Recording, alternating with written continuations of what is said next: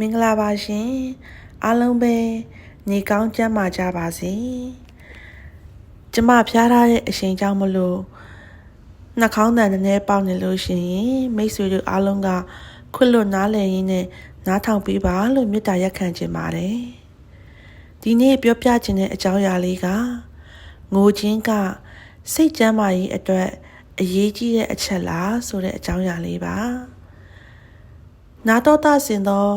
မိတ်ဆွေတို့ရောငိုဘူးကြလားရှင်မငိုဘူးသေးရဲ့သူရောရှိပါသလားရှင်ကျမဆံမင်မီကတော့ငိုဘူးပါတယ်အာပြဲကြီးဖြစ်တဲ့အထိလည်းငိုဘူးပါတယ်အခုဒီတက်ရွယ်ထိလို့လည်းကြိတ်ပြီးတော့ငိုဘူးပါတယ်စိတ်မချမ်းသာတာတွေ့ရင်ငိုစရာများရှိရင်အားများရောလို့ရှိရင်မျက်ရည်ထွက်ပါတယ်ဒါပေမဲ့လွယ်မျက်ရည်ထွက်တတ်တဲ့သူတော့မဟုတ်ပါဘူးရှင်ကဲကျမပြောချင်တဲ့အကြောင်းအရာလေးကိုဆက်ကြရအောင်နော်ဘလို့ချိန်ဒီမှာမျက်ရည်ကျလဲဆိုရင်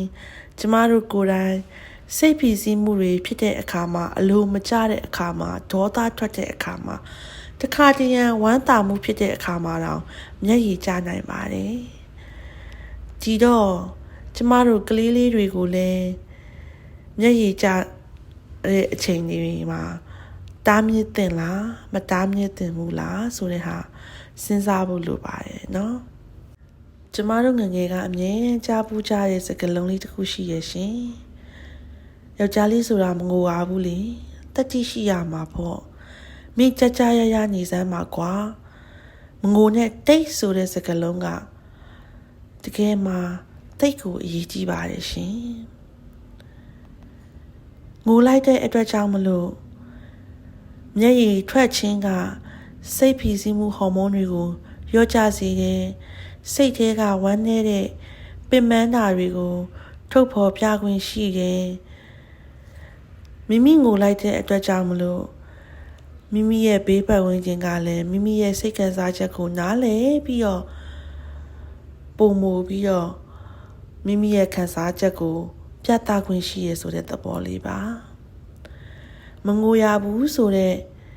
ဆုံးဖြတ်ချက်တွေနဲ့ယုံကြည်ချက်တွေနဲ့မငိုဘူးဆိုပြီးစိတ်ကိုဖုံးအုပ်ထားမယ်ဆိုလို့ရှိရင်မျက်ရည်ထွက်ခြင်းကအရှက်တရားအဖြစ်မြင်တဲ့စိတ်ကြောင့်မလို့အရာရာကိုဖုံးကွယ်ထားတတ်သွားမှာပါဒီလိုအခါမှာဆိုရင်ခံစားနေရတဲ့ခံစားချက်တွေပင်ပန်းမှုတွေ emotion တွေကထိ ंछ ုပ်တဲ့ဟာကထိ ंछ ုပ်ပြီးရောပဲရင်ထဲမှာကြန့်ရှိနေမှာပါမိမိရဲ့ခံစားချက်တွေကိုလည်းပတ်ဝန်းကျင်မိဘတွေမိတ်ဆွေတွေနဲ့ဝေမျှမယ်ဆိုတဲ့ဆက်ဆံရေးလေးဟာလည်းတဖြည်းဖြည်းနဲ့ဝေးခွာသွားရမှာပါ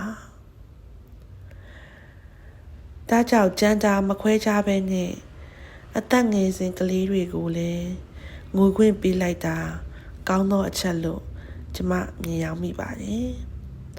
ကျမရဲ့အရာဆိုလို့ရှိရင်ငယ်ဘဝမှာစိတ်ခံစားချက်တွေအမှန်ကိုဖော်ပြခွင့်မရခြင်းဟာစိတ်ဖိစီးမှုတွေစိတ်တက်ကြမှုတွေစိုးရိမ်ပူပန်မှုတွေနဲ့စိတ်ကျန်းမာရေးပြဿနာတွေကိုဖြစ်ပေါ်စေဖို့အတွက်ရာခိုင်နှုန်းပိုများသွားပါတယ်မျက်ရည်ထွက်တာကိုတားမြစ်ခြင်းဟာလည်းမိမိခံစားချက်တွေကိုဖုံးကွယ်ခြင်းကပုံမှန်လို့သတ်မှတ်ပြီး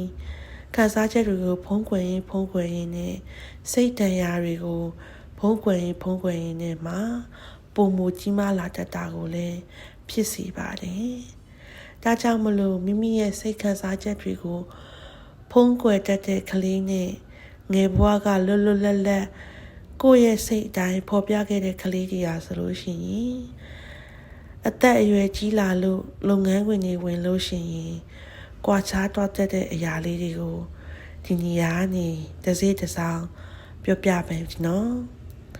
ငယ်ဘဝမှာလွတ်လွတ်လပ်လပ်မိမိရဲ့စိတ်ခံစားချက်တွေကိုပြသခွင့်ရှိတဲ့ကလေးတွေဟာဆိုလို့ရှိရင်စိတ်ကိုခံနိုင်ရင်အားတွေပုံမကောင်းပါတယ်ဆက်ဆံရေးတွေလည်းပ ပုံမပြဖြစ်ပါတယ်ပညာရေးမှာလည်းသူတို့စိတ်ဝင်စားတဲ့အရာတွေမှာလည်းအောင်မြင်မှုတွေပုံမမြင်မာပြီးတော့သူတို့ဘဝပေါ်သူတို့သုံးသပ်ပြီးတော့ဂျင်းနဲ့ချက်တီရတယ်မြင့်မှာသူတို့ဘဝကိုသူတို့ဂျင်းနဲ့တယ်ဆိုတဲ့စိတ်ကလေးကလည်းပုံမရှိတတ်ပါတယ်စိတ်ခံစားမှုကိုဖော်ပြခွင့်မရခဲ့တဲ့ကလေးတွေကတော့ပို့ပြီးတော့စိုးရိမ်တတ်တယ်စိတ်ထဲကြလိုက်ပြန်ပြီးတော့တင်းလိုက်ဖြစ်တတ်တယ်သူတို့ရဲ့ခံစားချက်တွေကိုမျှဝေဖို့အတွက်မမျှဝေတတ်ဘူးသူများခံစားချက်တွေကိုလည်းဘယ်လိုနည်းနဲ့သူတို့နားလည်ပြရမယ်ဆိုတဲ့နည်းလမ်းတွေမသိဘူးအာရုံစိုက်မှုတွေနည်းတယ်မချင်တဲ့အပေါ်မှာတက်ရောက်မှုတစ်ခုခုအပေါ်မှာစိတ်ပင်ပန်းတဲ့စိတ်ကိုပိုဖြစ်စေတတ်ပါတယ်ဒီလိုအချက်လေးတွေကပြောမယ်ဆိုရင်တိတ်ပြီးတော့အရေးမကြီးသလိုဆိုပေမဲ့တကယ်ကဒီလိုအချက်သေးသေးလေးတွေကနေပဲအကြီးကြီးဖြစ်သွားရပြီးစိတ်ပိုင်းဆိုင်ရာထိခိုက်မှုတွေဖြစ်ကြရတာဖြစ်တဲ့အတွက်ကြောင့်မလို့ဒီအချက်လေးတွေကလည်းကျမတို့မိဘတွေမိမိတွေနေနဲ့ကသားသမီးတွေအပေါ်ကိုဂရုစိုက်ပေးတဲ့အချက်လေးတွေဖြစ်ကြောင်းကျမဆန်မီကဝေမျှပြောကြားသွားခြင်းဖြစ်ပါတယ်ရှင်ကျေးဇူးတင်ပါတယ်ရှင်